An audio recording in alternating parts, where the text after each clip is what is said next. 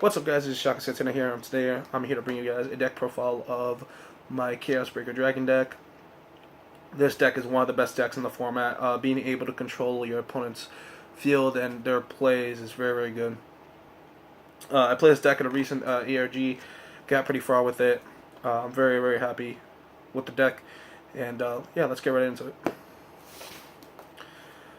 Starter is going to be Carbon.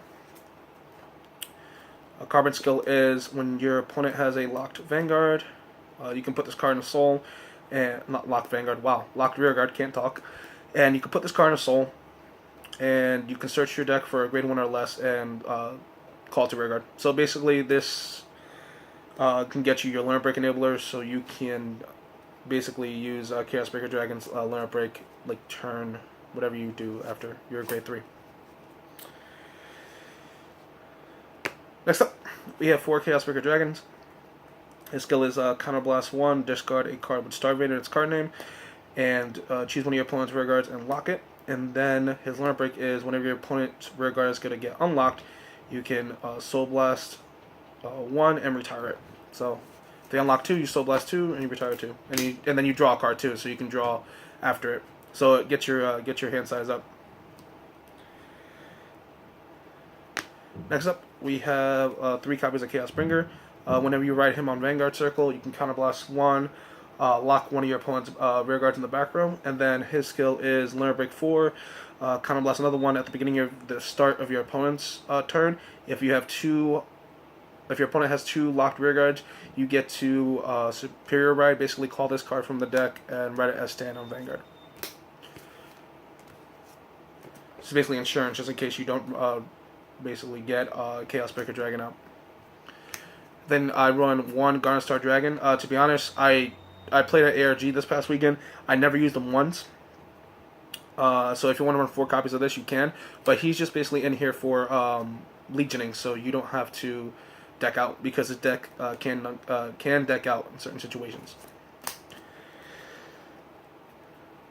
Next up, we run 4 Starvader Photon. On call, whenever you call him, if your opponent has a lock card, you get to lock one of your opponent's other rear guards. So, really, really good card. Just a free cost, as long as you just call him. Almost the same thing as Photon, we run Iron. It's whenever he is called, you Counterblast 1, you lock one of your opponent's rear guards, as long as they have another locked rear guard. And if you have a card with Chaos in its name on your Vanguard Circle, he gets plus 2k. So 11k attacker, and he swings for those are just the magic numbers, because this is only a 9k attacker, so you can't swing with this. So you have to call this. You have to call a rear guard behind this, so you could swing for at least 16k. So they have to force a guard. This you can just swing with this first, and then you can swing with your other column next. So really good. Next up, we run 3 Starvader Colony Maker. Whenever you Counterblast 1 when this unit's called. If your opponent has a locked card, you search your deck for a grade 1 or less and call to rear guard. So it gets you your Limit Break enablers or your Zincs, so you can make the unflipping plays. Next up, we run 4 Perfect Guards, the G Perfect Guards, the Unflippers. You can run the Starvader ones just because you have to Soul Blast a Starvader to use Chaos Breaker Dragon's skill. But at the same time, this deck does use a lot of Counterblast, and I kind of want to unflip with these and not use all my Zincs, because if you use Zinc too much, you will deck out. So, yeah.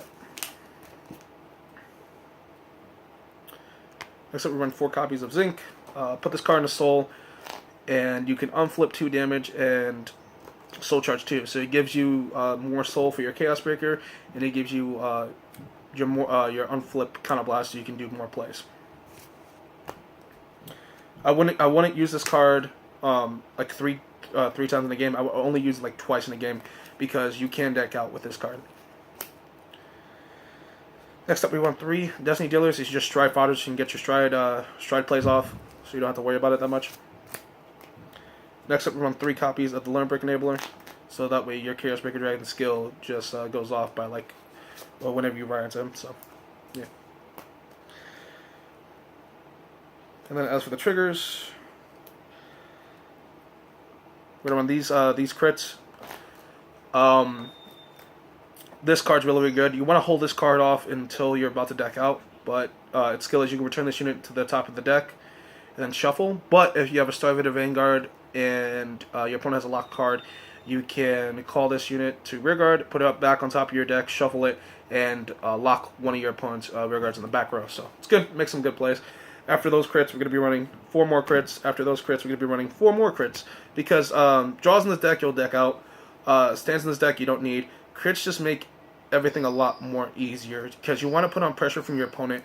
And if your Vanguard's just swinging with a crit, like, okay, they perfect guard your Stride. Okay, cool. But now they have to worry about a Vanguard, a rearguard with crit in it. And if your opponent's at 4 damage, they're not gonna let it hit. So it forces more cards out of your opponent's hand. And then 4 heals.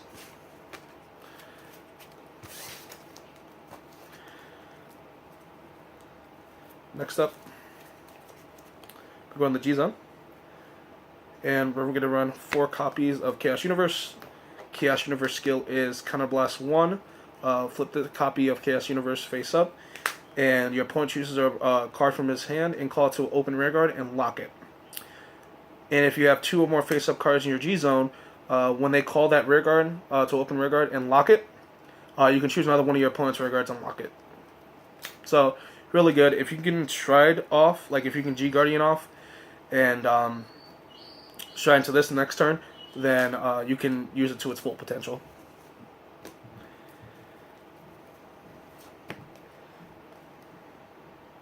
Next up, we have 4 copies of Big Crunch. He's just basically there to make your Amnesty plays or any of your Messiah plays, and he is also there just for more field control. And he Counterblast 1, flip a copy of him, you get to a Mega Lock column. So, really good.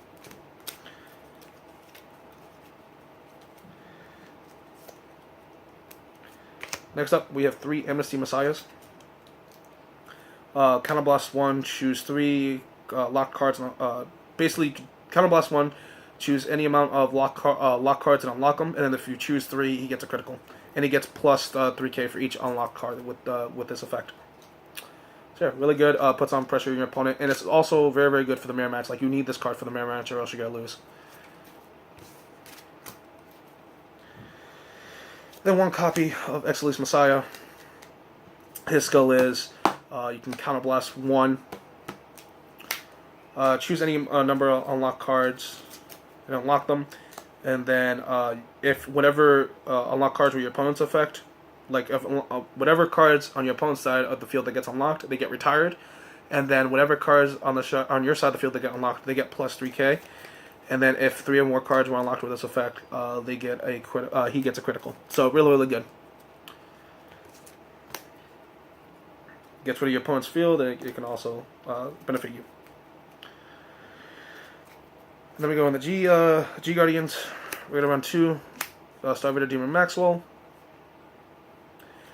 Whenever you G Guardian with him, you can lock one of your rearguards in the back row. So it sets up for your Amnesty plays. Really good. And he gets the plus 5 shield. And then we run 1 Dismal because you can protect yourself from Kagero and you can protect yourself from the police. If you don't want to run another Dismal, you can run another third copy of him. Or you can run a second copy of this card, which is Screw You. You're drawing a lot in the deck, and you can afford to discard a card for the extra 10k guard. So really good. And that's about it, guys. I will say this about this deck. This deck is tier 1. But in a meta, if like I went to ARG this past weekend, and like this is probably 75% of the decks that are being played. Like I saw a lot of Chaos Breaker Dragon matches, and what beat Chaos Breaker loses to Chaos Breaker. Like if they're able to stride and they're able to get their skills off before you can, then you're kind of screwed. But Messiah just puts in work, and then once you're done with your Messiah plays, you really have nothing to go into after.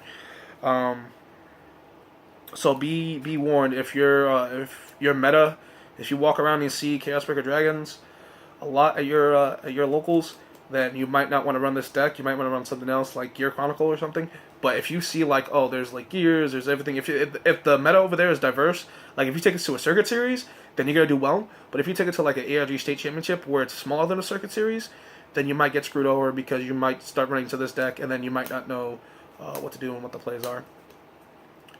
But yeah, That's it for the deck profile. I hope you guys like it. And like, comment, subscribe. We're going to put more stuff out probably this week or next week. And yeah, thank you guys for watching. And peace. I'm out.